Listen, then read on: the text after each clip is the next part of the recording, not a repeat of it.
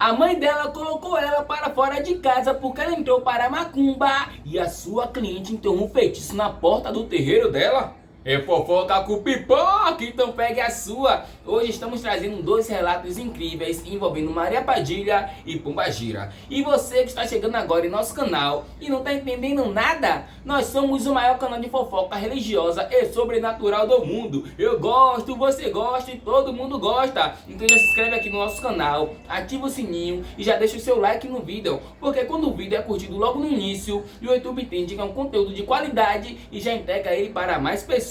E se você tiver uma fofoca quente, forte e gostosa para a gente, manda o seu relato aqui, ó, nessa rede social, tá bom? Agora vamos para a nossa fofoca, então pegue a sua pipoca. Mas antes de mais nada, quer pedir peça, viu? Mas peça direito e outra, não brinca não, pai, com gente morta. Assunta! Então, Preto Brasa, essa história aconteceu muito recente e eu achei muito engraçada. Eu abri o meu terreiro, mas ainda faço giras fechadas. Ainda não abri para o público. Eu estou tocando banda, porque ainda preciso completar meus 7 anos. E a minha preferência é o banda mesmo. Beleza! Um dia então, uma conhecida veio me pedir ajuda. Joguei cartas para ela, depois ela pediu uma consulta com Padilha. Espia! Então ela foi lá, fez a consulta com Padilha, né? E aí, beleza. Algum tempo depois, eu fui em uma gira de Exu. Eu estava incorporado com Padilha. Quando essa moça apareceu, eu nem tinha convidado ela, porque a casa não era minha, mas ela apareceu. E as minhas filhas de santo contaram que ela falou assim com a Padilha.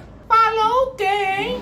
Padilha, eu fui fazer o feitiço que você me indicou e estava procurando uma terra fofa. Acabei enterrando o feitiço na frente da sua casa. Mas não se preocupe não, que não é nada para você. Pode ficar em paz. Meu Deus. Ai, meu pai Exu. Aí brincou muito brincante essa mulher, muito. As meninas que estavam lá perto olharam uma para as outras tudo assustadas. Padilha olhou para elas e respondeu assim. Ah, é? Você enterrou um feitiço na minha porta? E tá dizendo que não é para mim? Assunta! Então, Preto Brasa, até aí tudo bem. Mas depois disso, o meu marido foi embora de casa. Um monte de coisa ruim começou a acontecer. Depois tudo voltou para o lugar. É, eu acho. Mas eu fiquei sem ver essa moça por um bom tempo, viu? A gente mora no mesmo bairro. E um dia, do nada, eu encontrei ela novamente. Ela me abraçou, me deu um beijo e falou comigo assim. O Ale está muito ruim. Eu preciso muito falar com a Padilha. Quem é Ale, gente? Deve ser o filho dela, né? Ou o marido. Enfim, Ale, guarda esse nome, Ale, vamos guardar esse nome. Ela contou que perdeu o emprego, disse que estava sem dinheiro até para pagar as contas do mês. O namorado dela foi embora, ela disse que ela perdeu tudo, estava magra. As meninas foram lá e me lembraram uma coisa. Mãe, aquele feitiço, ela fez foi pra você. E eu respondi assim. Se ela fez esse feitiço para mim, tenha certeza que ela vai pagar. Espia! Depois disso, Padilha disse para eu não me preocupar com nada, que ela mesma iria resolver, e fez a pessoa vir até a mim para poder contar o que estava acontecendo na vida dela, porque eu já não tinha mais contato nenhum com essa pessoa. E então no outro dia, ela veio novamente, me abraçou chorando muito, disse que o filho saiu da cadeia, mas está usando coisas ilícitas, e agora está vendendo coisas ilícitas na biqueira. Será que é o Ale? Lembra que eu falei para guardar esse nome, Ale? Deve ser o Ale. Pois é, Preto Brasa, essa mulher está desesperada, não sabe mais o que fazer. E agora ela quer uma consulta com Padilha para poder entender o que é que está acontecendo na vida dela. Olha só como as coisas são. Eu gosto. Como é que Padilha manda você fazer um feitiço, ainda mais feitiço de enterrar, que a gente sabe que é babado mesmo, é babado pra botar e é babado pra tirar, literalmente. E aí, mulher, você pega esse feitiço e enterra na porta da mulher. É muito afronte, por mais que a intenção não tenha sido para ela, ou tenha sido, né, a gente não sabe literalmente ao certo, mas você pegar o feitiço e enterrar na porta da mulher, na porta da Padilha, na porta da mãe de santo, é muito afronte. Aí você tem que pegar o dedinho assim e botar a mão na consciência. Assunta! Ainda tem pipoca aí porque a gente vai começar a nossa segunda fofoca? Oxente! Então, Preto Brás, essa história começou quando eu tinha 17 anos e até hoje isso me entristece muito. Beleza! Eu sempre fui uma menina muito quieta. Na escola eu falava pouco, observava muito e dentro de casa eu sempre senti que precisava esconder uma parte de quem eu era, porque eu gostava de mulheres. Ok!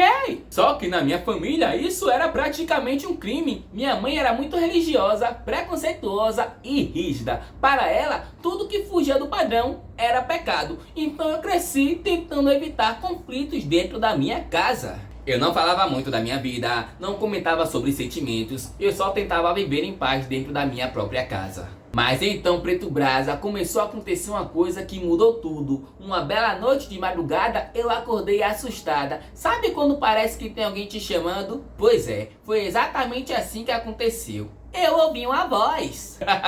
Eu gosto. Era uma voz feminina, quase como se estivesse bem perto de mim. Eu sentei na cama, com o coração disparado, olhei para o quarto, mas eu não via ninguém. Assunta! De uma outra vez, eu tive um sonho muito estranho. Eu estava caminhando por uma estrada de terra, tudo escuro, só tinha a luz da lua, o vento soprava muito forte e do nada eu ouvi uma risada de uma mulher, uma risada que ecoava por todo o local. Vixe, eu sei quem é. Misericórdia. E então assim, eu vi uma mulher muito bonita com um vestido vermelho. O olhar dela era muito forte, parecia que ela enxergava tudo dentro de mim. Ela sorriu de lado e disse uma frase para mim que eu nunca esqueci. Ô, minha filha, você tá tentando fugir de quem você é? Mas eu já encontrei você, minha filha. Ai, meu pai, aí é forte, misericórdia. Calma, bem, segura a emoção, segura o coração aí, gente, viu? E o negócio já tá começando a ficar pesado aqui, já tá ficando. Eu acordei na hora, suada, com o coração acelerado. Como eu não conhecia muito, eu não entendi nada daquele sonho. E isso começou a acontecer quase todas as noites. Sempre a mesma mulher aparecia no meu sonho. Eu já estava ficando com medo, estava quase surtando, até que um dia eu contei sobre esses sonhos para uma colega minha da escola e ela me disse assim: "Ah, amiga, pelos sintomas e pelo que você está me dizendo, isso daí provavelmente deve ser alguma pombagira que está querendo apenas se aproximar de você." Eu amo! Pois é, Preto Brasa, na minha casa qualquer coisa relacionada à religião afro era chamado de macumba e com desprezo. Só que isso ficou na minha cabeça. Alguns dias depois, essa mesma amiga me convidou para conhecer um terreiro de Umbanda no bairro vizinho. Ela disse que eu não precisava fazer nada, que podia apenas assistir a gira. Eu pensei muito antes de ir, mas a curiosidade falou muito mais alto. Quando eu entrei naquele terreiro pela primeira vez, eu senti uma coisa que eu nunca tinha sentido na vida. Os atabaques estavam tocando forte, parecia que o som estava dentro de mim. O cheiro das ervas me trouxe uma paz muito estranha e as pessoas me trataram com tanto respeito, sem julgamento nenhum. Eu fico sem palavras, é sério, velho, porque quando você é ensinado pela sociedade sobre as religiões de matriz africana e a partir do momento que você vai lá, entra, conhece o ambiente, conhece o espaço e vê que não é nada disso, velho, isso é transformador demais. E foi assim comigo, tá? Beleza! Durante a gira eu fiquei só observando, era tudo muito bonito, até que um momento o meu coração disparou, eu comecei a me arrepiar por inteira e naquele momento eu incorporei pela primeira vez com pombagira. Laroiê, minha mãe, axé, velho. Então, depois desse dia, eu comecei a frequentar o terreiro mais vezes. Fui aprendendo sobre a espiritualidade, sobre a mediunidade, respeito às entidades. Mas o grande problema disso tudo era a minha mãe. A minha mãe jamais iria aceitar isso. Então eu comecei a ir escondida, dava uma desculpa, dizia que ia estudar, dizia que ia pra casa de uma amiga, mas na verdade eu estava indo pra macumba. Só que aí então a minha mãe acabou descobrindo. Ela encontrou a minha guia de pombagira. Essa mulher ficou transtornada. Ela começou a gritar, perguntou o que era aquilo, exigiu explicação. Até que eu tentei mentir, só que eu não consegui não. Assunta! Ela começou a dizer que isso era coisa do demônio, que não aceitava macumba na casa dela, que eu sabia disso. A discussão foi ficando cada vez mais pesada, até que ela me disse a seguinte frase: sapatona, minha filha, eu até aceito, mas envolvida com coisa de demônio, com coisa de macumbaria, na minha casa não. Vai embora da minha casa agora. Meu Deus. Tá passando um mix de sensações e de emoções aqui na minha face que eu não tô nem entendendo, nem eu tô entendendo.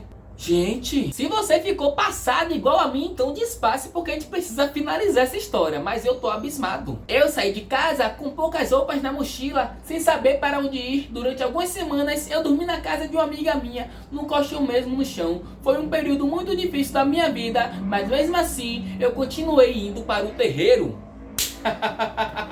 Laroiê, minha mãe! A minha mãe de santo e os meus irmãos de santo me ajudaram muito. Às vezes com um conselho, às vezes só me ouvindo quando eu precisava desabafar. E foi nessa fase que a presença da pombagira começou a ficar cada vez mais forte na minha vida. Nas consultas, nas orientações, a entidade sempre dizia que eu não estava sozinha, que aquele sofrimento fazia parte de um caminho que eu precisava atravessar. Com o tempo, as coisas foram começando a melhorar. Eu consegui um emprego em uma loja, eu consegui juntar dinheiro para poder alugar uma casa. Era simples, mas era minha.